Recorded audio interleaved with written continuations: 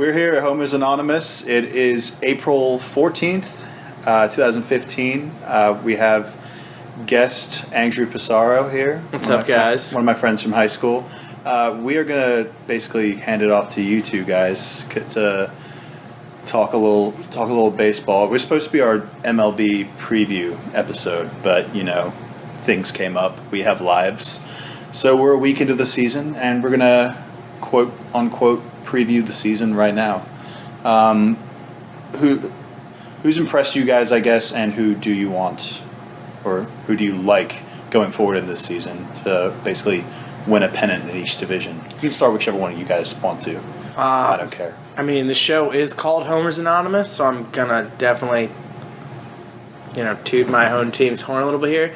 I really like what Mike Rizzo, the GM of the Nationals, has done this season, bringing in a guy like Max Scherzer in an already very good pitching rotation. Bringing in a guy like Scherzer just brings in another dominant arm to that team. They're pushing all the chips to the center of the pile because you have guys like their shortstop Ian Desmond, who's won a Silver Slugger in the past. He's won a Gold Glove, I believe, in the past. He's been a very good shortstop at his position. He's in his free agency. He's going to probably walk after this because he's going to ask for a lot more money than I think he's really worth. He strikes out a lot. He makes a lot of dumb errors. It's already early in the season, and I think he's made 3 or 4 errors already. He always starts the season slow. He's going to be a free agent at the end of the year, as well as Jordan Zimmerman, who, if you remember, the end of last year's baseball season, ended the season with a no-hitter. So, 2 potential big pieces of this team. And there's another starting pitcher. Is it Gio? No, Doug Fister, I think, is Doug Fister, but I think they have the option to pick him up for a 3rd year, I think. I mean, it's a big year in free agency for like multiple big players. Basically, what you're trying to say. Absolutely. So they're going, pushing all the chips to the center. I think the switch from Ryan Zimmerman into first base solidifies that infield. I really like Anthony Rendon at third base. He's out injured right now, but I think that's a surprise. He's a really good fielder, and he's got a heck of a bat. Desmond at short. Second baseman, you got Dan Ugla and Danny Espinosa kind of filling in there. Just kind of like the guy who's going to hit 8th in the order. As long as you got good defense, he's going to be there for whatever. Zimmerman should hit 30 home runs. He's going to put less stress on that shoulder that's been bugging him the last couple of years. And then it's stacked outfield. You got Denard Span in center field, who led the league in hits and led the National League in hits last year. Solid defensively. Jason Worth, who we know he's the veteran in that locker room. He can hit timely. He can hit for power, and he can hit doubles and get on base. And then Bryce Harper, who, when he's not injured, last year he spent a lot of time on the DL by tearing up that thumb. It took him a while to kind of find his swing again, and then the last month down the season, and the numbers he put up in playoffs were fantastic. He's already hitting well this season. I think you're really going to see the best of Bryce this year if he stays healthy. If he stays healthy, I'm going to say 30 home runs, over 100 RBIs, and he's going to hit at least 30 home runs, you really think? Yeah, 100% 30 home runs. I think he's going to hit 315 average, and he's going to have a fair amount of assists from that outfield. They moved him into right field, which is, I think, a smarter move for his arm. The health thing is the biggest question, because, I mean, has he had it's his 4th season. His rookie 22 years old. Yeah. He hasn't played 162 games yet. No. That's year. Huge for him. Yeah. I'd be more impressed by that than I would be with 30 home runs. His rookie year, he came up in June to kind of spark plug the team when they were struggling. Right. And that was the year he played the most. Then the last 2 years, last year he broke his thumb, sliding into third base. 2 years ago, he ran into a wall and messed up a bunch of things. So if he can stay healthy and he plays at 110% the whole time. And it's like you almost want, when he's in the field, you almost want him to say, all right, Bryce, like tone it down to just 100% and maybe you won't break yourself. But right. I think the kid has too much talent to not show it this year, and I think he's got a lot of drive, and I think the whole team is kind of, everybody on this team, or majority of guys on this team, the same guys that were there last year that had every opportunity to win a World Series, and they're even better this year. So I think, especially with a manager who's now been with the team for a full season, I think that's my team that I would, it's my team, but I would say, give me $100 Well, I mean, on that. it's not just like homers who are picking them. It's people. Yeah, I got him winning the NL too. Well, I mean, it's the sexy choice because, I mean, what other team boasts the starting rotation that the Nats can boast? I mean, I understand that your bullpen obviously comes into factor a lot more in the regular season. But I'm more confident in this Nats team being able to actually win. I would take a playoff series at this point. I would agree with that. Like they've struggled so much in playoff series that I would take one solid, like maybe not dominating, but one solid, like strong playoff series that we win in 5 or something like that. I would take that and be pretty happy as like a step forward this season. And they're much better like built this year to do that. I don't see how anyone can argue with having arguably, if you argue, 4 aces. I would 100% agree with There's that. 6 deep on that pitching staff is the crazy thing. We Yeah, keep but like waiting them. there's a difference between being like 6 deep and having 3 or 4 I don't know guys. if Gio's that- an but ace necessarily. I would say, but Gio's a Zimmerman led the MLB in wins last year, didn't he, or was it just the NL? It was something. I don't know if it was wins, but he was He had a up career there. year wins wise. Yes. Strasburg had like a down year, like for when it comes to expectations last year.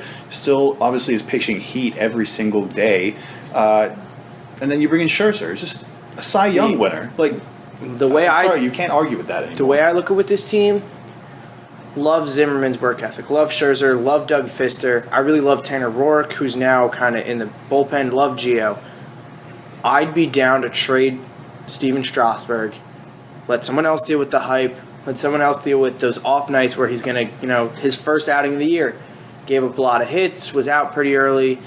Yes, he's the guy that brings a lot of guys to the park, but we don't need that anymore. And if we could free up the cap space to re-sign a guy like a Jordan Zimmerman, I would do that in a heartbeat. But obviously, I'm not the one who's getting paid millions of dollars to manage this baseball team. And I think long-term, I guess there's more potential upside with Strasburg, but I still like Jordan Zimmerman's potential long-term than more than Steven Strasburg. Steven Strasburg is a guy who I think in another 5 years you're going to see having another Tommy John surgery. Just the way he attacks the strike zone with that type of technique. I think he's going to get hurt again. And I think Jordan Zimmerman had the same problem. Like a Bryce Harper kind of debate or argument that you made earlier, that they just don't take it easy at all, that it's damaging to their own bodies. Who do you think is the biggest threat to them? I guess you can count the Braves in this, but in the NL East, who do you guys think is like the biggest threat to maybe challenge for the pennant? No, I don't think it's in the East. I think it's going to be a walk for the Nationals. Even now, the Braves started off hot, but they have no intentions of contending this year. Right. I think the Mets are going to be a more competitive team. I wouldn't be surprised to see that team win 81, have a 500 season. I think the Braves just gave up a lot of pieces, and who knows what they have in their farm system. The Marlins may end up being a little bit more competitive. I was going to say the Marlins were the one team that Well, they were expected to target about 85 wins, something like that. Yeah, and it's still early, but when you have a guy like Giancarlo Stanton, you're going to win a couple games that you wouldn't win if he wasn't there. He is an MVP type candidate, and he's a really good ball player. They just locked him up long term. They made some smarter moves. If in Ichiro Suzuki, you get 140 games out of him. Ichiro's proven he's going to get hit 290. He's going to get on base. He doesn't have the speed that he had when he was with the Mariners all those years, but he just a smart baseball player. But just getting on base itself is just... Guy goes out there and hits. Yeah, I mean, they have another guy, too, in D. Gordon. They got from the Dodgers in a trade who was an all-star last year, and he had a weaker second half, but he was getting on base at like a 340 clip to begin last year, and if you can get that out of your second baseman, like that's one position if you're getting solid fielding that you're going to have an advantage over. You put the two of those guys on the pond, and you let Giancarlo and Stanton just go up there and hit the ball well, and you're going to score runs. And I think the Phillies are just an absolute mess right now. I wouldn't expect anything from them. But I think you should see the Nationals still win about 95 games, and then maybe it's either the Mets or the Marlins winning 82, 83, type right around there. One of those is going to do well, and the other team is going to finish slightly below 500. And then, the Braves and the Marlins the Braves and the Phillies are going to kind of slug it out for the end. But I mean, I guess I don't know if you wanted to wrap up the division. I will say it's nice to see Matt Harvey finally have a nice outing coming back after surgery. I mean, this division's a bit easier to talk about. You just hype up the Nats, and even if they have a poor season by their expectations, you guys are right. They're probably still going to end up winning it. Moving on to the Central, who do you guys like in the Central? It's a bit tougher. It's the toughest division in baseball. I like the Cubs. It still might be a year or two early for them. Even though John Lester can't throw to first base. That's it's funny. And people are just talking about this. Now the guy didn't even have a pickoff attempt last year, and it was hilarious to see him get the yips on those throws. He'll be fine.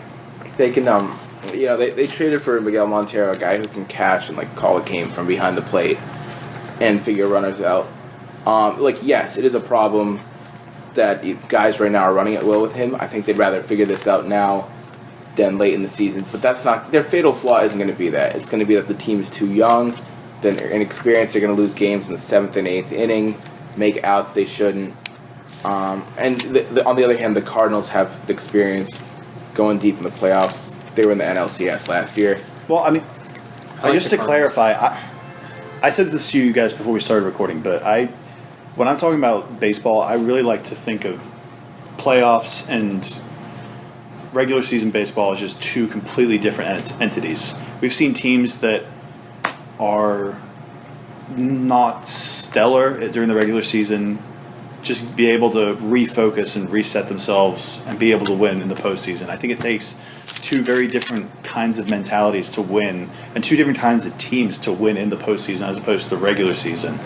So, that's why I'm asking who do you guys think is going to win each division? I don't think that's necessarily true because the one thing from picking this far out is you don't know, even if a team does well, you don't know who's gonna get hot, who's gonna be peaking at the time. For instance, the Royals last year. But it's a skill. You can say in any sport with this kind of mostly American sports, it's a very definitive skill for, say, a team in the NFL like the Giants to be okay during the regular season, sneak into the playoffs, refocus, take advantage of their matchups and win. And I can use any cross sport analogy. Sure, but I'm going to have to disagree with you on this one because the Royals hadn't been to the playoffs. They had lost for so many seasons. They hadn't been to the playoffs since the 80s. They hadn't been to a World Series in 30 years. Yeah, okay, 30 years. So then I would agree with you and say that was an example of a team just getting hot at the right time. But you also have to look at the parts that they just lost, and I guess we'll talk about this later. We'll get to that when we get to the AL. They had a really good squad of very quiet baseball guys. Guys that if you watch baseball a lot, you're like, oh, he can play. Pitchers who were smart and efficient but weren't, blow you away with amazing stats. They didn't have any big, sexy names. And no Bryce Harper, no Steven Strasburg, no Kershaw. But good guys nonetheless. And a very well-rounded, very good drafted team. Going back to the National League Central, though, I like the Cardinals. I think if you look at the Cardinals lineup, I think you still have a guy like Jason. You still have Hayward, or not Hayward. Well, they just traded for him. They just traded for Jason Hayward. I really like that move. I don't think he got the opportunity to develop in Atlanta as well as he wanted to. You still have. He's kind of an all or nothing kind of guy. Exactly. He's either striking out or he's. And I think he's going to play. I think he's going to play a different style in St. Louis, and I think you have a great manager in Mike Matheny. He's now in his 4th season with the Cardinals. They've been to the playoffs all 4 years. And you made a great point with what's his name, with the potentially trading Strasburg. Just some guys they just absolutely need that change of scenery, and it'll make a world of difference. Hayward doesn't have to be the guy they drafted in Atlanta. You still have Matt Holliday and other really good pieces in St. Colton Louis. Wong coming up now. Exactly. Matt Carpenter signed to that extension. Exactly. Yadier Molina. They're one of the most well-run organizations in not just baseball, but sports, period. You look at how consistent a team like the Cardinals are, and yes, they're not the Yankees, but they're one of the teams that's very close to the Yankees when it comes to consistently being a good team. I think the Pirates are going to be a decent squad again, and I think that you said everything you said about the Cubs I agree with. They have a lot of young talent, but they have a good manager to work with that young talent. They brought in Joe Madden from Tampa Bay, who got a very young but very talented Tampa Bay team to the World Series that lost against the Phillies. And I think this division there's going to be a lot of back and forth all season. I think you're going to see months where the Cardinals are on top, and then you're going to see another month where the Pirates are on top, and there's going to be times when the Cubs are playing really well. All in all, I think the Cubs are going to kind of midway through August, I think they're just going to tank a little bit, and I think it's going to be close down the stretch between the Pirates and the Cardinals. When you say tank, you don't mean on purpose. Not on purpose. I think they're just going to hitting a wall. Yeah, they're just going to hit a wall. They got a lot of rookie guys. The word tank is a whole new meaning thanks to other sports. You have rookies who. One of the big things is that the rest of Major Leagues hasn't seen them. But once you get 3-4 months, you're going to know, okay, this guy plays this type of style, and teams are good about scouting certain players, and you don't have as much tape on a lot of the guys in the Cubs. And the second that there's more tape out there, teams are going to know how to kind of combat them. So they may get some good wins early in this first half of the season, but for the Cubs, the big adjustment period is that's going to be done in late July and early August. And if they can't make those adjustments, they're not getting out of this division. Well, St. Louis has shown that they've been able to make those adjustments. Just any team that can be consistent and make the playoffs year in and year out automatically impresses me, because you just see so many like flash in the pan guys in baseball more than any other sport. Flash in the pan guys, like single players on like single teams. Flash in the pan teams that just have one hot season, win a pennant, and then just completely tail off the next year. It's like parity rules in baseball. And that's why everyone hates the Yankees. Well, for better or for worse, parity rules in baseball. Some people argue that it's great. I don't, but whatever. We'll move on to the NL West. Well, yeah, we want to talk NL West. The Cardinals have had the Dodgers number, and that's who I'm picking out West, my team. I would agree with you. Who else do you have like for the Dodgers? To really, I'm saying to seriously contend with. You have the Padres. The Padres are good. They did make good moves over the offseason. They're going to be really good this year. I really like what San Diego's done. I really like the Matt Kemp move. I really like the in division. What did you think of that? I think it was smart by the Dodgers. I didn't really care. We had to get some return, and we did it. Yeah. They have so much talent in the outfield. They still can't even play a guy like Andre Ethier, who didn't he win the NL batting title a couple years ago? 2 years ago. Yeah, the guy can't even break into the. He can't break into the outfield. To get rid of a guy like Matt Kemp and get good parts back for him is an absolutely smart move by them. And I think it was smart by Kemp. That outfield is now Will Myers, Matt Kemp, and Justin Upton. Yeah. And Upton's already playing better because he's out of Atlanta. And I think the Giants, they still have a really good. He's not better than his brother BJ. No, he's not. You're basically, from what I hear from you guys, you like the Dodgers and Padres. Do you favor one? I favor the Dodgers. I 100% favor the Dodgers. Yeah. You have better pitching, just better experience. Kershaw alone, or yes, just it's still a deeper rotation. It's still a better fielding team, a better lineup. But the threat is, could the Dodgers have a history of getting cold, especially in the middle of the season, right? And then they'll go on stretches 2 years ago when they went 42-8, which was crazy. But they'll lose games. Not that they shouldn't necessarily be losing, just they'll pitch as if it's just any other day. There's a lack of urgency sometimes. Well, Don Mattingly is a very poor manager. If you've paid attention to Sanjay's Twitter feed during the playoffs the last couple of years, you would definitely realize that. I would say another team to look out for. I mean, they're the reigning World Series champs. You can't look at the Giants and say this team isn't a threat. Yes, they don't have. The injuries. The injuries, but they don't have the power in that lineup and that timely hitting that you had from Pablo Sandoval. That's gone. You still have a guy like Madison Bumgarner. You still have Kane. You still have Tim Hudson. I'm going to sound like the guy who doesn't really pay attention to baseball here, but the entire time I was watching that playoff run last year, and obviously Tim Lincecum is not a person. If that's who you say. What happened? Some pitchers just lose it. He just lost it. But why does that happen in baseball? I don't understand baseball. Fernando Torres is the best example I can give you. But that's a crazy story in soccer. That's baseball's a very mental game, because when you're playing the position, you have to keep track of probably 150 different scenarios that could happen, and where you're moving on the field, where you're throwing that ball, and it's very much so keeping things aligned in the mental and the head. But we're talking about a guy who not only was a really, really good Cy Young winner, he went back twice. We're not Justin Verlander is Well, it's starting to happen. He's getting older, so that's an excuse for him. But Tim Lincecum is a guy that not only won multiple Cy Youngs, but was probably your best bet a couple of years ago. That if you had to pick one guy to throw a no-hitter on, or just his next start, he would be in a conversation to be okay, I could see him throwing a no-hitter against this and that team, so I just don't. It's always a kind of baffling question to me. Why did this guy just falling off the mat? I think sometimes it's off the field distraction, because you do have a very long postseason for baseball, right? But also, what happened to the former Beard, Brian Wilson? So he went to the Dodgers and then it just same fell apart thing. for him. He just didn't have the He was command hilarious. and I control. loved He was him. awesome. I think he was really great for growing the game, especially for some people who don't really. They'd say, "Oh, baseball's not a sexy enough sport. There's not enough pizzazz and stuff going on and attitude." And he was a really good guy for the game. And I think that you have.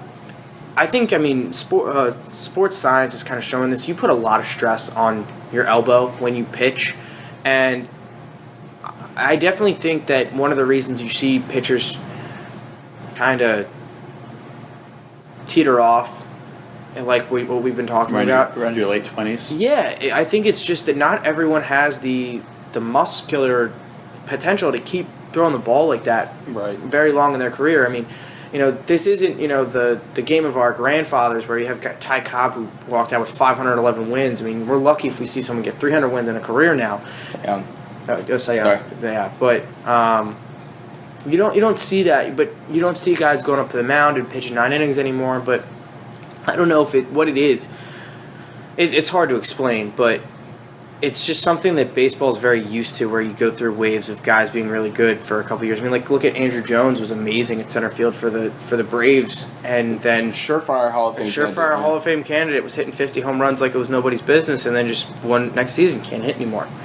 And I don't know how to explain it. I don't want to get too off track from the whole preview side of this podcast, but an interesting question has just kind of popped in my head over this past year, and I guess this past week as baseball has returned.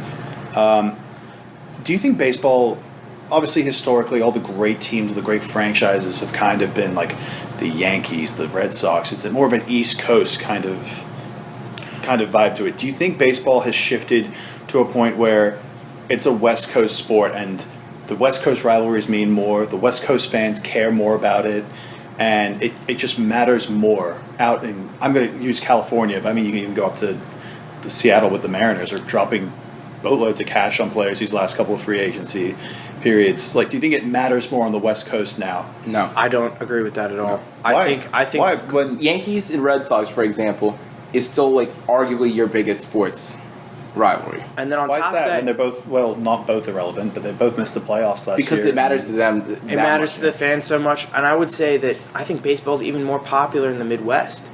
I think the most popular place that baseball is popular Chicago, is St. Louis. Not even just there, just like all the areas that don't really have a team, but it's popular because it's kids get home from school, they go out to the diamond, and they're throwing the ball around. Like, you see so many guys that aren't from, like, they didn't play baseball growing up in New York City. They didn't play baseball growing up in Boston.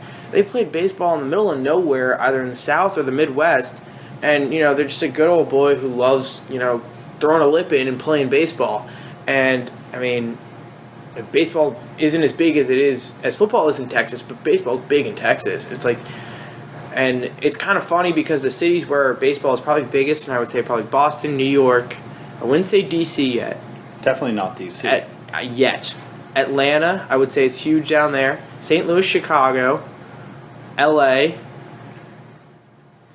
and I can't really think This is a greater debate when you mentioned DC and you said yet. I know you're basically meaning that it's going to become a better city. They've been back for 10 years. And from where they've come, from compared to other expansion teams, the passion that you're getting out of the fans compared to other teams in other cities is unbelievable. Okay, here's my counter argument. I'm a DC sports fan for the most part, and I maintain that DC will never be a great sports city because DC is a transplant city. You I meet agree with you on meet that. very few people even living here that say, "Oh, I'm from DC."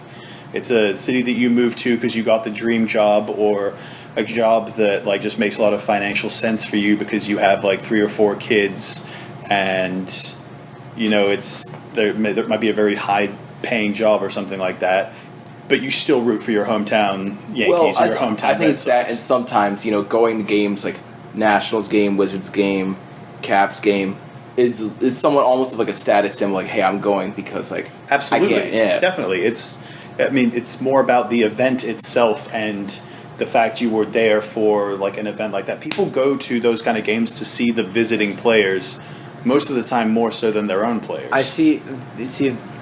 10 years ago, I would agree with you on this. Because 10 years ago, the Caps sucked, the Wizards sucked, There was no baseball in Yeah, but town. I mean, I'm not talking about. I'm talking about now. Well, Like, what I'm saying is now, you look at the Caps have one of the best players on the planet. right. The Wizards have a very young core that could develop into something very good.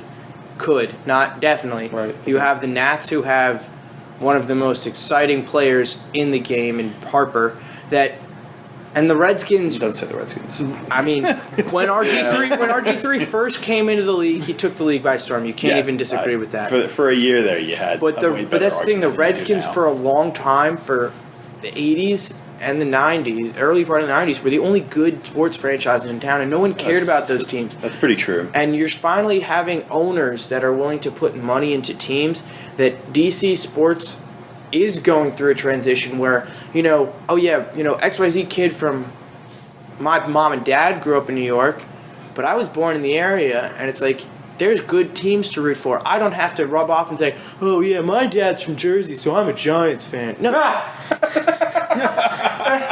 You have a reason to stick to your guns and say, hey, I'm from DC, or I'm from Maryland, I'm from Virginia. This is my team. And I like Bryce Harper because he's a badass who hits home runs. Exactly. Yeah, and that's the thing. Like, this part of DC, some teams need to, as a whole, win a championship, and they will win the hearts of a lot of teams. And you have so many kids. Like, I'm 21 years old. I've never seen a team get out of the second round of the playoffs in any sport. It's so depressing.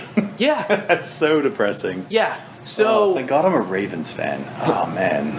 That's the thing. You butchered a total generation of potential fans in the area, but you win, and that changes everything.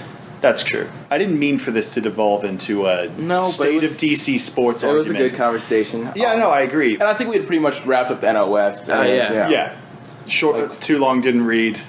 I think Dodgers and Padres. Also, the Dodgers, in my opinion, and not just because I'm a fan, are the primary competitors to the Nationals for the NL. Yeah, I think it's going to come down to the two of them slugging it out for number one overall seed. And I would take the Nats in that position, but I'm still with you for now. Again, like we said, a lot can change during a year. It matters who's good. Like you can have a great record and still have injuries near the end of the season, and it's kind of like it's all for nothing. So before we move on from the NL, sure. I'll ask the same question about the AL when we get to it, but there's always one, sometimes even two teams that before the season you would not have thought anywhere that they would be sniffing the playoffs or in the playoffs. Who's that team in the NL for you this year, or most likely? I'm going to say Padres. Yeah, because I was leaning there. Let's just pick them as like a team that could challenge. No, we both said the Dodgers would definitely win the division. But like I'm talking about teams that, like the Kansas City Royals going into last season. If you didn't think they were getting to the World Series, like didn't think they were getting to the playoffs. Never mind the World Series. I would say Pirates, and I think it's a stretch for them to even get in the playoffs at all. But who knows? I think ideally you could see, that wild card one-on-one series could end up being between the Giants and the Padres. Just to pick someone different, even though the Padres, Giants, and of course the Pirates. I think there's a clear distinction between who is going to be a playoff team and who's not, at least in the NL this year. Maybe you might see the Reds, be that second playoff team, but they're also a team that if it doesn't work out, you could see a lot of people traded this year with Johnny Cueto in a walk year, with Joey Votto being too expensive for a team that's not going to be making the playoffs. But they just going outside the box. They're a team that could contend. They're not a team. If we wanted to talk about guys who we could see getting hot at the end of the year. I couldn't even see them doing it under any circumstance because they just don't have the personnel to last the playoffs. But they could make it there. Right. Yeah, I think baseball it's very unpredictable. It's hard to answer that question. You could probably have a better chance of that in the NBA or the NFL. With sleeper teams, it's a harder question in baseball because there's just such a sheer volume of games that those teams, if they are sleepers, they need to stand out a bit. I mean, if you want to look at a profile, looking back on it, the Royals did make sense in that if you shorten up the rotation to a playoff level and look at the bullpen, they had that Wade Davis, Calvin Herrera, 7, 8, 9, Greg Holland innings wrapped up, and then a solid 4-guy rotation and guys who can get on base and steal bases, and they executed that to perfection. But I mean, who knows? The NL, you have with your with your pitcher spot, it comes down much more to managing in the playoffs, being able to execute the double switch and know when you're going to your bullpen, when to lay off, when to make a defensive sub. So right, we'll see. That's fair to say. The AL, there's no clear-cut favorite. There's no Nationals. There's no Dodgers in this division. There's no dominant teams. I'd say the closest thing you can get to that is the Angels, but we'll get to the Angels. We'll start out in the East. I gotta go Red Sox. Gotta go Red Sox. I mean they're in first in the division so far, aren't they? So yeah, but just they retooled well in the offseason. They have a smart manager. They have a smart GM. They moved a lot of pieces. They kept the good pieces. I mean, what about John Lester losing? Well, I mean, they traded him in the middle of last year. They'll be fine though. I think. But I mean, their rotation is. I don't think Buchholz, Porcello. Who else? They just signed him to an extension. Justin Masterson, Wade Miley, and Joe Kelly. No name on that list is going to scare you, overly impress you, but at the same time, I think that the Nats just played them, and they struggled to win inside Fenway just because Fenway's is the way it is a park. And you have a guy like Mookie Betts who's playing really well to start the season. Playing out of his mind. Pedroia is Pedroia. Like, the guy goes out and plays baseball and wins. Sandoval, Hanley Ramirez. Ortiz. There's a bunch of good pieces on this team. It's not like I've got it written down or anything. There's a bunch of good pieces. But when I recognize people in your lineup, that's a good thing. Yeah. Or you're playing Red Sox or Yankees baseball where you're signing the best guys. And the other thing, reason I'm taking the Sox in this division, you look at the rest of the teams in this division. You say the Blue Jays are hit or miss. They could either be really good or they could be blowing and we've been saying that for 3 years. Right. That's the thing.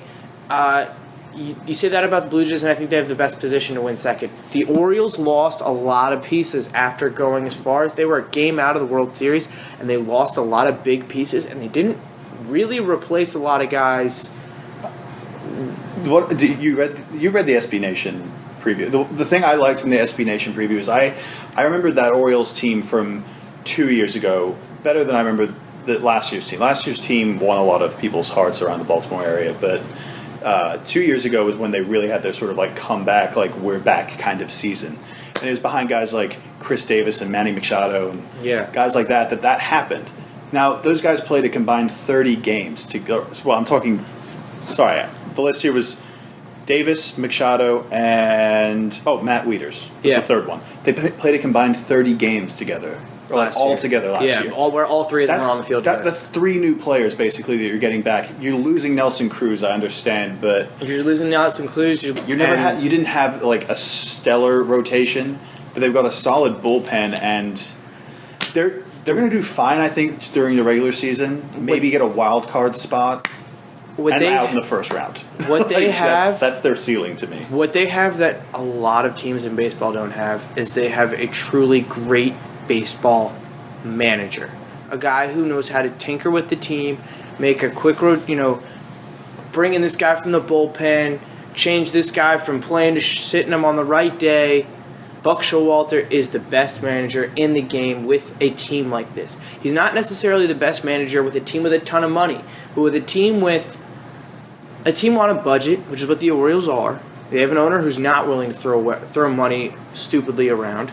To be fair, he's not even willing to put in the money to build a true contender. I would 100% agree with that. But he brings in a guy like Buck Showalter who gets 150% out of a guy. He maximizes his team's potential. Absolutely. Tony Pulis. Yes, he is baseball's version of Tony Pulis. Wow, we're 2 for 2 on soccer analogies with baseball so far with Fernando Torres and Tony Pulis. But that's the thing. I just don't think there's enough from this Orioles team to get past the Red Sox, and I think there's a bunch of depth. There's depth in other places in the American League that I don't think they're going to be able to get anywhere in the playoffs this year. I think this would be the only AL East preview to not mention the Yankees if we moved on from now. We need to mention them because they're going to get hurt. The whole team's going to get hurt midway through June, and they're just going to play the AAA farm team for the rest of the year. That's exactly what's going to happen. Alex Rodriguez, what kind of season do you guys think he has? 12 home runs, 50 RBIs, 270. I think he plays 80 games. Really? Don't really care. He's had it replaced twice. I don't even think Yankee fans care about him at this point. It's just he's like. I think more Yankee fans dislike him than Well, baseball. it's funny. We found Okay. ourselves. My fiance is the Yankee fan. Let me take a different angle. Don't you think it's kind of an important season for them? Not in like an expectation standpoint. Listen, hear me out. But in the fact that you have guys like Brian McCann, guys like all the guys they paid last year. They gave them big money. They paid them. Last year, okay, great. The whole team had a bad year. It became the farewell Derek Jeter tour, and that was so disgraceful. That's all that mattered. This year is like they're basically using this year to decide who are we moving forward with and who do we have a chance they're the Yankees. when we become relevant again to keep. And I think they need to wait a year and let guys develop in the minors. Like they still have just. But they're not like overflowing with Drew, young prospects. They're not and that's the point. That's why they need a way to replenish. If they have to eat an extra $70 million on what they'd normally be paying their team, that's fine. In a way, this season's almost a blessing to them. They can afford to have A-Rod be a distraction to a limited extent because they're not going to be contending. So they have so many guys that 3 years ago were really good. If you CC Sabathia, Carlos Beltran, Jacoby Ellsbury, a majority of this lineup, you say 3 years ago this team's amazing, but now these guys are older. They've all picked up. It seems a whole team has picked up the "I get injured all the time" type thing, and that's what I think is going to happen to this team. If this team stays healthy, there's a potential that they could be hanging around. But no one expects them to be healthy. Well, and that's kind of the thing. Like I was saying, with like Yankees fans, like a lot of them just do like hate A-Rod, and like a lot of people were united in wanting A-Rod to be like suspended, even if it helped the Yankees or his contract getting voided. And like that's the thing. Like I know a lot of Yankee fans are, from like the '96 to 2000 run. That was a team built off like Yankee prospects, and then like keeping their own guys, paying them well, and bringing the necessary guy like a David Cohn, like a. Didn't they bring Gary Sheffield in? Well, that was later. That was during 2001. They brought in, who was the other guy? David Wells, even the one they won with Clemens when they got him.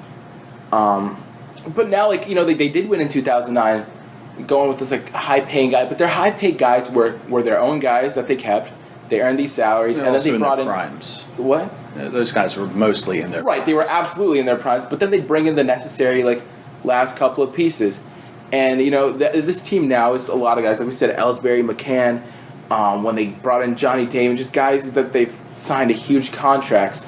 Mike Mussina, that have been from outside the organization and not necessarily fits for them. Just like, who can we bring in? And we've seen a little more, somewhat restrained spending. Like, the Yankees aren't the biggest spenders in baseball anymore now. The Dodgers actually are. And that's Red Sox. I think the Yankees are also Mariners. I think the Yankees are playing the market smart right now. They have guys that I don't think they really want.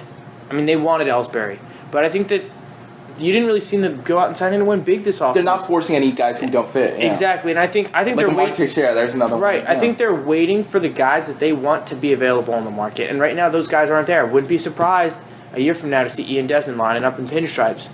I really wouldn't. I think they're gonna. I don't think he's the best replacement for a guy like Jeter. But that would be a pretty good signing. all-around signing. But he's gonna get like 8 years out of them, and when he's already like 27, I don't even know how old he is, but he's gonna get a longer-term contract with them for a lot of money than he would from a team like from other teams. He'd probably look at something like 8-120, which is the Nationals, or shouldn't match. No, absolutely.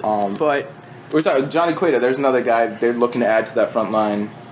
Who they could sign to something like 6 years, 150. They're gonna. That's the thing. They have the luxury of being able to sign guys for longer term and more amount of money, and just paying them and sitting it out. And the Yankees are also a team they may not be necessarily contention relevant, but the Yankees are also a team that are never going to become baseball irrelevant. Like if they miss the playoffs for 2 years, they miss the playoffs for 2 years. It's not a big. They're not going to overreact. It's a big deal to Yankees fans. It is, and it is. They've also seen the average Yankee fan has seen 5 They've rings. expanded the playoffs.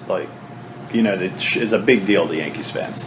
I just think you're overestimating how much this year mattered. And believe me, I love seeing the Yankees fail. I think we all. Yeah, I do too. We all do. But it's almost like weird now this year. Like if they don't make it, it'll be like Like no one's gonna be like, Right. Ha ha, you guys didn't make it. No one's not watching the playoffs because the Yankees Right. aren't there. Okay, Exactly. maybe Yankees fans again. but- Even most Yankee fans I know are good baseball fans and enjoy watching Right. the sport. Yeah. One thing I can say about this division is it's going to be exciting. The within the division, it's not the rotations aren't anything great, but the bats.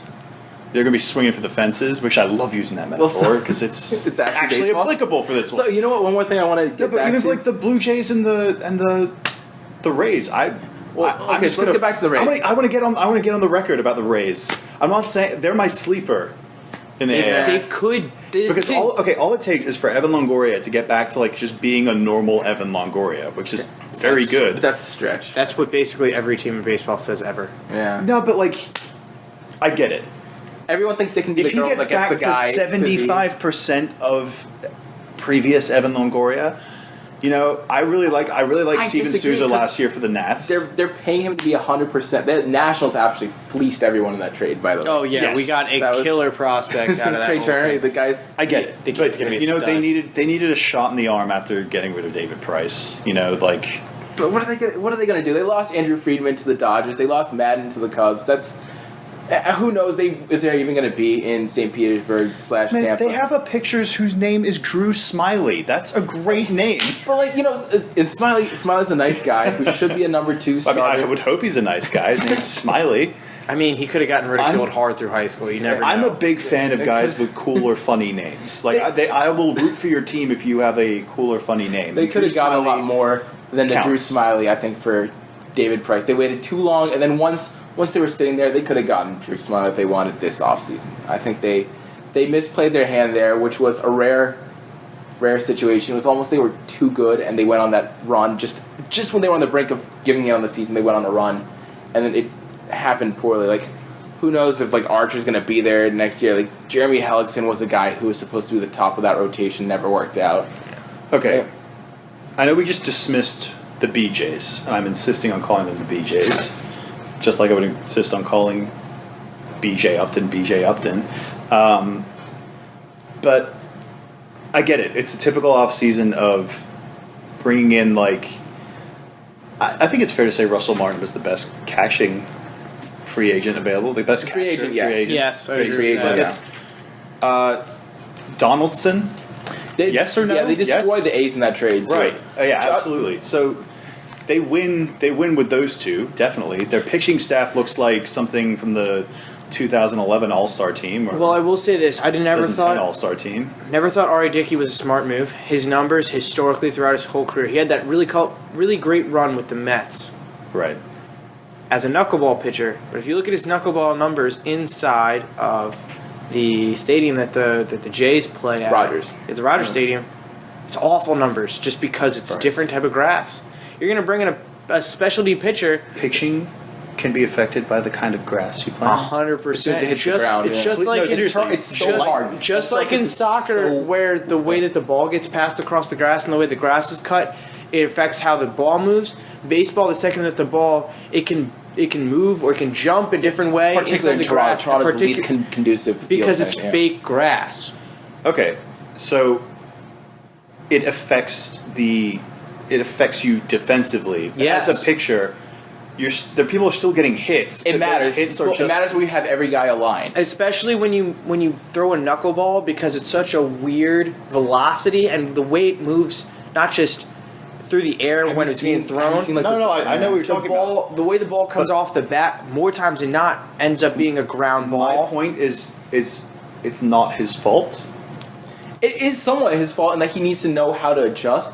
Also, team. How do you adjust to it? It's not affecting that's the the thing. way you throw the ball. Okay, at but all. you have to know your grounders are going to come off harder, and it's not just that; it's mentally. Like Okay. he's not prepared for let's say. You're saying he's still pitching with the mentality that he can afford Well, I'm not grounders to come I'm not in off. his mind, so I don't. Yeah, Yeah, it's hard to say. But And again, like we said, so much is mental with baseball. I don't think that was a smart signing for looking at his numbers inside a different park like that. Mark Burley's an older guy. I don't even know who Drew Hutchinson is, and Marco Estrada's Aaron Sanchez is going to be a rookie. That rotation doesn't impress me enough. If the Red Sox get injured, they're definitely going to take the division. But I don't think the Red Sox get. You're right. I liked the off-season pickups more, but then again, I only see maybe four names in this Marcus lineup. Stroman, that's the guy that lost to the ACL. I only see four names in this lineup that I am actually like familiar. And not just familiar with, but like Joey Bats, Jose Reyes. Even Joey Bats isn't doing as well as he used to. So I mean, that's the thing. Donaldson was actually, a lot of people don't know this. In terms of like value added to a team, the second best guy in the AL over the last. I mean, his numbers right here: hit 270, 352 on base percentage, 485 slugging, 30 home runs, 93 RBIs, and 5 stolen bases. That's really good numbers. That's pretty good numbers. But I don't think that there's enough around him. My point with this, in saying that it's going to be very fun games to watch, interesting games like between these teams within the division, is that don't count out one of these teams. Absolutely. Maybe getting hot. Maybe the bats get hot for 2 months, and that defines their season. They sneak into a wild card spot. This whole division is based on injuries. That and they're all flawed teams, right? So they all are. They all have big and similar flaws. There's no dominant pitching rotation. The interdivision games in this division are going to mean a lot, and I think that's going to be a lot of fun series to watch down the stretch. July, August, September. Those could be some really important series to watch, and that's when I would watch this division. I wouldn't watch it for the first couple of months because it doesn't really matter. It's whoever's really. I think most of those teams will not be dead in the water early in the season. They'll be alive. They'll be hanging around, and it'll be down the stretch is going to define everything. Is the AL Central the best of the three divisions in the AL? I like the West. I like the West too. Okay. I do think since the AL Central is the next one up, we're going to talk about that. That's why I was saying that. The only undefeated team in baseball right now. Right. Kansas City and Cleveland and Detroit. Everyone not called the Twins. Those are three playoff caliber teams. You can't even count out the White Sox just yet. You can't, but you can. Because the White Sox are the kind of team that are gonna, if they start off badly, they're not gonna push for a playoff spot regardless. They're gonna blow the thing up and get what they can for their pitching and get what they can for guys who are bound to be free agents. They do have that Fuck kid. Fuck them for Carlos taking Rodon. Adam LaRoche. Well, no, the Nats let him walk. We let him walk. That was a smart move. Yeah, I don't think LaRoche is worth the $10 million a year that he's making. Yeah, That's true. I just really liked him. He was like a He was like a cult favorite for me. That's the I thing, guess it's the kind of player I dislike. He was this total stand-up guy. Really liked him, but we weren't going to be willing to pay him the number that he was going to ask for. And yes, if he wanted to, but at the same time, I mean, for if the you wanted Nats, to hit, you were putting him on the plate. Not that you get to pick, But I'm saying he's very replaceable. but he's also older. He's older. He needs to be playing DH, which is something the Nats aren't going to be able to offer the at-bats. They needed to get Rendon and Zimmerman in that everyday lineup. It was a smart move all around by the Nats. Right. All in all, I think that if we're talking about the White Sox here, Jose Abreu is a guy who could be, just like Yasiel Puig is a total stud that we saw from last year. Jose Abreu had fantastic numbers: 301 on batting average, 378 on base percentage, 538 slugging, 34 home runs, 102 RBI. And you add a bat like Adam not LaRoche. bad for a rookie. Yeah, you add a guy like Adam LaRoche to that lineup, a guy like Melky Cabrera, if he can stay healthy. And not roid up again. Need that too. I don't really like anybody on their pitching staff. You have Samardzija, and Chris Sale, but there's no big name there, and that's my concern when you're going up against teams like the Tigers and teams like the Indians. I think the Indians. My point is, Samardzija he's a 1-year player. Yeah. He's going to be a free agent next year. Like, if they don't start out well, they're shipping him out for as much as they can get. Oh yeah.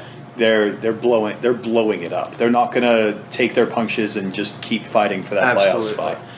So I think it comes down to obviously Cleveland or Detroit. I agree with that. Sorry, Kansas City. I like Detroit. I like Cleveland. So we all got the different team for one. So you don't like Kansas City? I think they lost way too much. I think they lost too many parts of that team, and I don't know their farm system well enough to say that they brought in this guy or that guy who's going to come up and step up and replace that guy who got them the World Series. I really wanted to see Kansas City win that World Series because it may be another 30 years before we see them back. I really do. I think Cleveland, I can't name a lot of guys on this lineup that are really good, that are all-star guys who I are can. MVP Brandon guys. Moss, my long-lost cousin. But need to hook up with that guy. absolutely. See if you can get some tickets. But I think they have Him, Santana, and Randy. they have a really good manager in Terry Francona who's won World Series in the past. And you have just... You know how the Kansas City Royals were just that team last year who came out of nowhere, had a lot of guys who The played team really of good bids. destiny. I think the Indians can be that team this year. I really do. Yeah, I still like Detroit. They every year they're like, we're gonna go for it this year. So They still have a killer rotation. It's so good. Yeah, They still have the best hitter in the game in Cabrera, and I think it's going to come down to the two of them. I like Cleveland just because of the managerial experience, and I think that, pitching wise, you look at Detroit and you're going to say they're definitely a pitching focused team, and David Price they lose Scherzer, but they still have David Price. I kind of like Scherzer more than David Price personally. Verlander's still really good. Anibal Sanchez is a solid pitcher. I do think that their lineup's still pretty good, and Jonas Cespedes. I think that was a good move for them, but all in all, I think Detroit and Cleveland, depending on how the playoff bracket ends up, you could very well see those two teams playing in the ALCS. yeah. Depending on how it breaks down, there's no clear favorite in the AL. And Here's the pitching thing. matters so much. Detroit's pitching just imploded That's why I don't like them. in the first round. Those seeing them against the Orioles was ridiculous. They were very, very bad. So many just single bad innings where everything just went to shit. But again, I think they'll over a season in the playoffs they'll be okay. I do think in some ways we're saying Kansas City can't replicate it over the course of the season, and I think that's probably right. Like, you can't read anything into 7 games. Detroit does have Cabrera.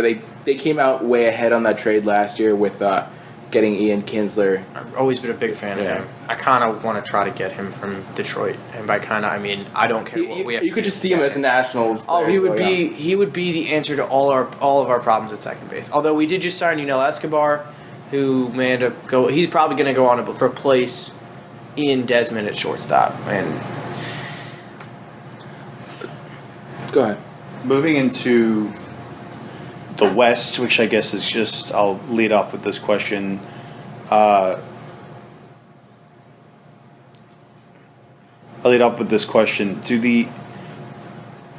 has to happen for the Angels to not win the pennant? them hitting. Yeah, that was a problem. That was a problem last year, but they've started to fix it. I don't think it's that guaranteed. They also have They a have a- pretty good guy with a fish as his last name. Yeah, Mike Trout's the best player in baseball. One of my favorite things. I don't even know if we'll keep this on the podcast or not. But you've heard of the mock draft ruiner guy who goes into fantasy mock drafts and just completely ruins them. And he goes into one this year. He's like, can't wait to take that Mike guy with the fishy last name. And everyone's like, okay, let's just do this. Takes Mike Carp and dips out and ruins everyone's draft.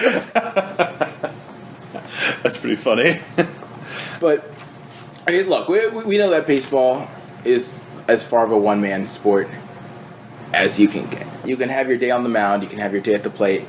They're going to need a lot more than Mike Trout. That's a given, and that's what makes them alone a competitive team. But they're going to need more. We don't even know how this Josh Hamilton situation is going to play out. I'm assuming he's out. It's just suspension.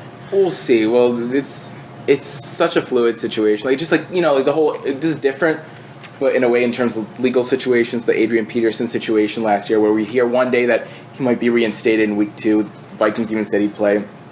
The next day he's out for the year, and the next day it's back in appeals.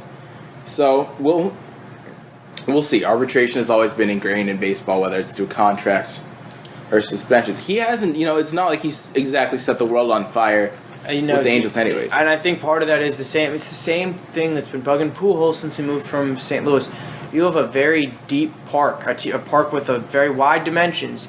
A guy who's mainly going to hit for power, like you would in Texas and like you would in St. Louis, you can't do that in LA because the fence is further out there. So why would they Why would they not aim for free agents who necessarily just have great batting averages? Well, you don't get to pick and choose what you get there. When you have a Pujols, who at the time was the best player in baseball, you go out and get him. Exactly, especially because later. Pujols didn't just hit for power; he hit doubles, he hit singles, and he went out to LA. And because I think for part of Pujols, I mean, maybe he gets those singles and those doubles because he hits power at first, and then gets those on top of it. And he just totally failed to establish himself. He played pretty well last year. I mean, he hit 270 with a 324 on base percentage and 100 RBI and 27 home runs. If his name weren't Albert Pujols, we'd be all like, "What a good exactly." Yeah. But for Pujols, those are not that great numbers. And I look at the guys that the Mariners brought in compared to the guys that the Angels brought in, especially in that lineup. Austin Jackson's a fantastic center fielder. Seth Smith, I don't know a lot about at right field, but decent numbers. You still got Cano, who hit 314 last year. They brought in Nelson Cruz, of course. Nelson Cruz is a good signing if he can hit for doubles and hit for singles. So that ballpark can be a little tricky to hit. That's going to be a very tricky park to hit in. A guy like Dustin Ackley didn't really get the best of him last year, but he has a ton of potential to be a really, really good baseball player in the future.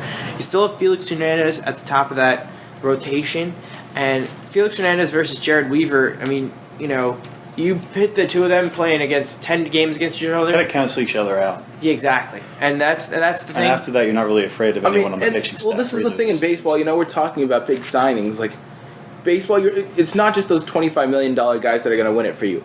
It's the $5 million guys who maybe get on base at like 10 points less, steal a few less bases, have maybe 5 less homers and 20 RBIs, but you're saving that $20 million difference for the real difference makers. Like whether it is in pitching or whether it is for like a killer fielder or a power guy. You need to know where your guys are replaceable.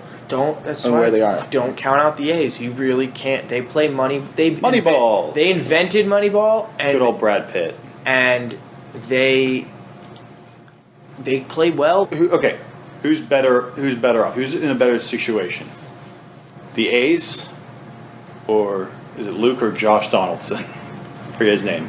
Yeah. Would you say he's more of a product of their style of play? Like he's kind of. I would say a product is more if they found what they needed him to be. The A's will be fine. I think they're going to be a competitive team. I don't think they're going to make the playoffs. I don't think. I just don't. Like long term, they're fine. They have Billy Bean who's shown to just beat up on that division. Well, I don't know how cupcakey the Rangers are going to be. Like obviously last year they were god awful. I'm not crazy to say that the Astros are. They're not. Okay, the Astros definitely are. They're not as bad as they were between 2011. They have some rookies who are going to come up. They have some the Astros, I'd say, are a cupcake. The Rangers probably may end up being one. I'm just saying it's not a 100% given. But I think I'm going to take the Mariners to win this division. To be honest. Oh, it's kind of ballsy. It's probably the ballsiest pick any of us have made. I think the Angels will advance through the wild card game.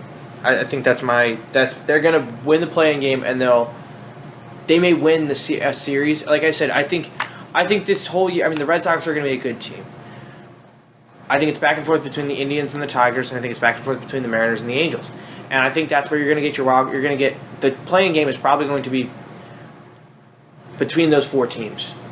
Between the 2 that didn't win. The 2 that didn't win a division are going to win a wild card, and that's where we're going to see from there.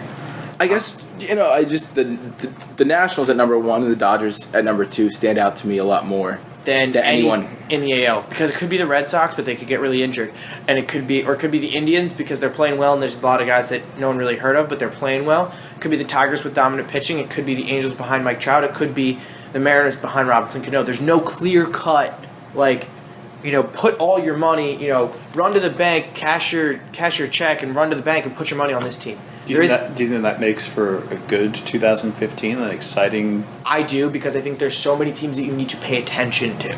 That it's like I can sit down, on my day off, and the Red Sox are on at 1 o'clock, And then, the Indians and the Tigers are playing at 4. Oh, and awesome. The Tigers are playing an East Coast team, and cool. I can catch the Angels at 10 o'clock, and I can sit in front of that television, or I can go to that sports bar and watch competitive AL baseball from 1 o'clock in the afternoon to 1 a.m. Right. Or even later if another game goes. Exactly. There's competitive games all day. Where the National League, there's going to be competition, but there's pressure on teams like LA and Washington to win it all. 100%. It's just like we said, there's clear lines in the NL. Like there's tier 1, there's tier 2, and then there's the tier 3 teams like, teams we didn't even mention, like the Brewers, or like the Marlins we barely talked about, the Rockies and Diamondbacks who we're talking about for the first time now. Like there's just teams that you don't expect much from. Or the Twins, just because we just didn't mention it. I enjoy this random question thing I've been doing because I love thinking of random questions like this. But give me a couple guys, or even just one guy each, that you think will be a breakout, and let's just set the barometer at All-Star, first-time All-Star this year from each league, AL and NL. Okay, I'm gonna go with Mookie Betts. Yeah, because he's a fun guy to watch. That'll help in his case. 7 or 8 games in, but sure. I mean, he blew up the preseason, so that helps. I'll go with Also the against the wall catch that he he was last night or sure, but the fences are very short in Fenway. Let's be real. As cool as it looked. He's converted from an infielder to an out. He's learning the position. He's still learning to and play he still played it perfectly. I don't play baseball, and I know that's hard to do. I like him. That's why I'm picking him. I like 2 guys I'll take out of the NL. You could see potentially a Jorge Soler from the Cubs. He's still figuring it out a bit, but he's a guy who could put together a nice season this year. Maybe even is almost an obvious sleeper choice when Chris Bryant getting called up. If he keeps hitting the same way and adjusting to major league pitching is huge. We could see him maybe make a case for an All-Star appearance there. We like Jason Hayward. We were talking about him. Yeah. I got 2 names. Is he a previous All-Star though? Yes. I feel like but I would say 2 guys. Not a consistent All-Star. I'm gonna say before. I don't have a young guy who is just coming up to the minors that I really like, because I paid a lot of attention in the offseason to that. It's hard to pay attention to so many farm system guys to pay attention to. But I think the best signing in the National League East outside of Max Scherzer and maybe Escobar, Michael Kadire by the Mets. 2 years ago, the guy wins the batting title in the National League with the Rockies. Last year, played all of 40 games. Picked up by the Mets this year for a pretty not big contract, a very smart size deal. I think he's going to play very well with the Mets because he's a guy coming from Colorado where it's hard to hit for power, and he hit very well for average. And Citi Fields like that in New York.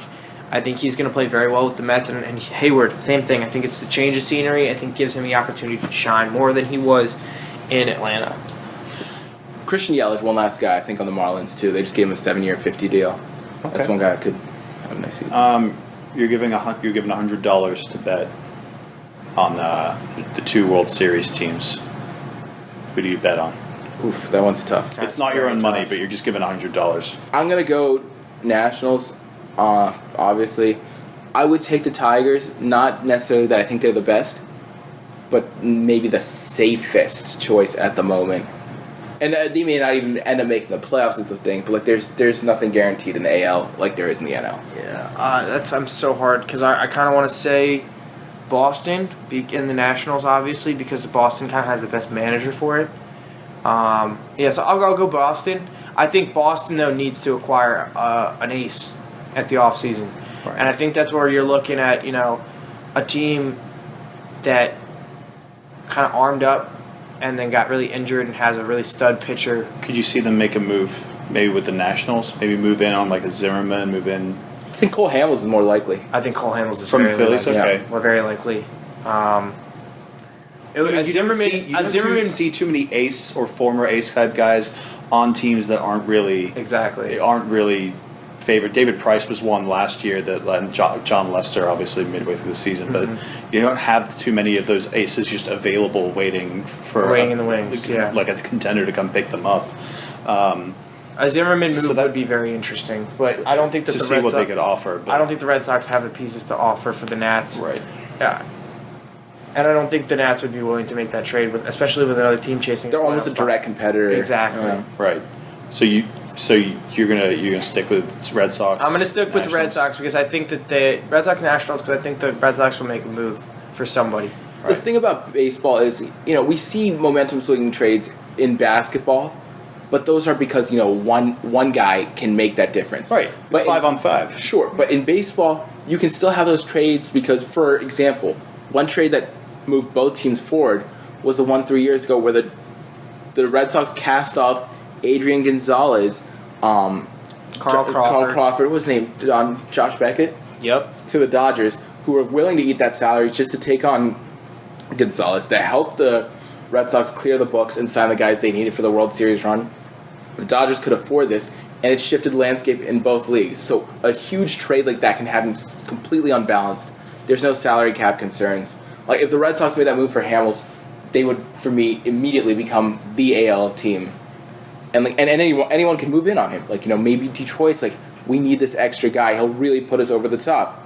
Maybe the Angels say, you know what, we need another pitcher.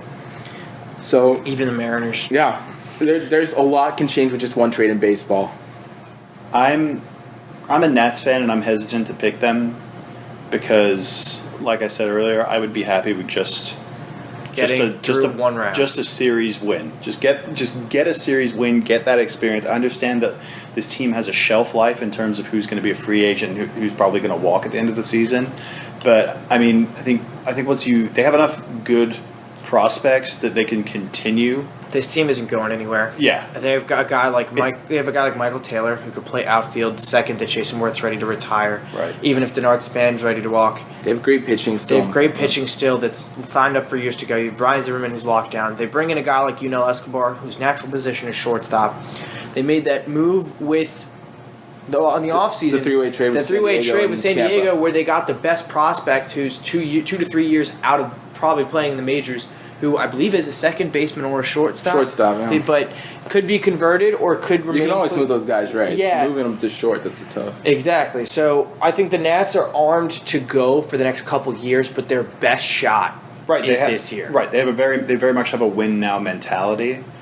But they don't want to win one. They want to win three or four. Not just that. And this year, like we said, other than the Dodgers, there's no team that's a direct threat to them in the NL. And teams can restock. Hayward. But that's my pick, the Dodgers. You like the Dodgers? Really? I'm picking the Dodgers and you're picking the Nats? Is this the first time we've ever picked each other's teams? I don't think the Dodgers have the pitching. The way Kershaw's numbers are in the postseason have been terrible. Yes. And they're so dependent on Kershaw leading the line. When he goes out there and he sticks it to the other team, it gives the rest of the team to stick it. Essentially, last year, the Dodgers were a 500 team without Clayton Kershaw, which is very insane. True. I like experience, though. I hope I'm wrong.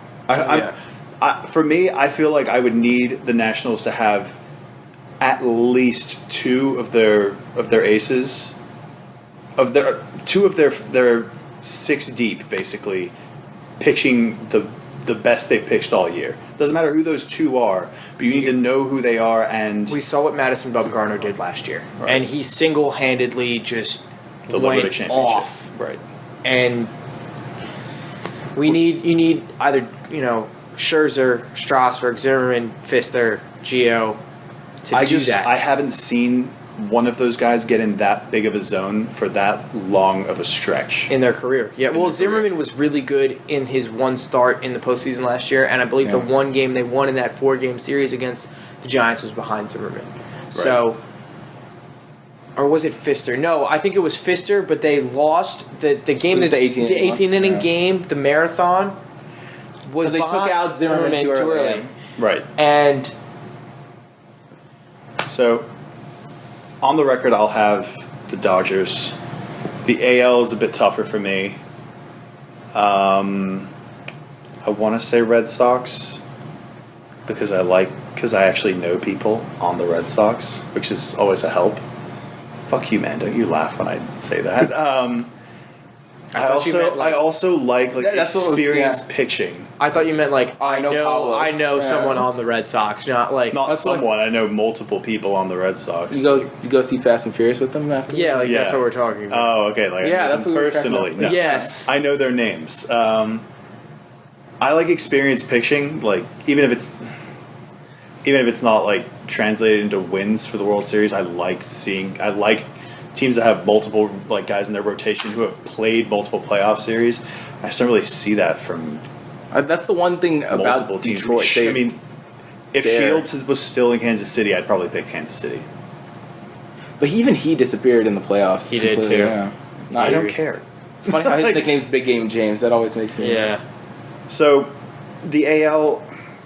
I'm not a huge baseball fan, so give me a couple of weeks and I will press you for this on every. I'm pod. gonna allow myself a couple of weeks to decide because I'm not as well.